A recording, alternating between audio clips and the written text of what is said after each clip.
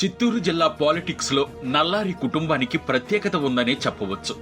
దాదాపు 50 సంవత్సరాలుగా నల్లారి కుటుంబ సభ్యులు రాజకీయాల్లో యాక్టివ్గా ఉన్నారు.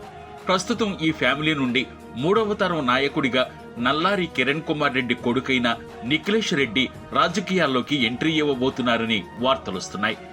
దీనికి సంబంధించి సన్నాహాలను సిద్ధం చేస్తున్నట్లు సమాచారం.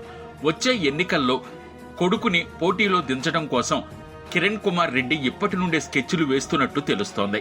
అంతేకాకుండా ఊహించని నియోజకవర్గం నుండి పోటీ చేయడానికి ప్రయత్నాలు చేస్తున్నారట. ఇప్పట్లో ఎన్నికలు లేకపోయినప్పటికీ రాబోయే ఎన్నికల కోసం ఇప్పటి నుండే తన వారసుణ్ణి ప్రజలకు దగ్గర చేయటం కోసం కిరణ్ కుమార్ రెడ్డి కొత్త వ్యూహాలను సిద్ధం చేస్తున్నారు.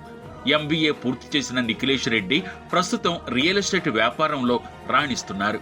అయితే గతంలో జరిగిన 2024 సార్వత్రిక ఎన్నికల్లో తండ్రి కిరణ్ కుమార్ రెడ్డికి ప్రచార విషయంలో నిఖిలేష్ రెడ్డి కీలకంగా వ్యవహరించారు. సొంత ఊరిలోనే కాకుండా కిరణ్ ఎక్కడికి వెళ్లినా తనతో పాటు కొడుకును కూడా తీసుకుని వెళుతూ ఉండేవారు. దీంతో నిఖిలేష్ కు జన సమీకరణతో పాటు క్యాడర్ను కలుపుకుని తిరుగుతూ ఉండటం అలవాటు కావడంతో రాజకీయాలపై తనకి ఎంత ఆసక్తి ఉన్నది అన్నది అర్థమైంది.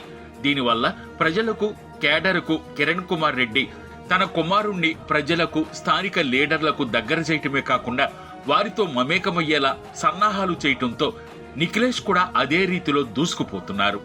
నిఖిలేష్ రెడ్డి ఎంట్రీతో 3వ తరం రాజకీయంలోకి ఎంట్రీ ఇస్తున్నారని స్పష్టమవుతోంది. ఇప్పటికే పీలేరు ఎమ్మెల్యేగా బాబాయ్ నల్లారి కిషోర్ కుమార్ రెడ్డి వ్యవహరిస్తుండగా నిఖిలేష్ రెడ్డి ఎక్కడి నుండి పోటీ చేస్తారన్న చర్చ మొదలైంది.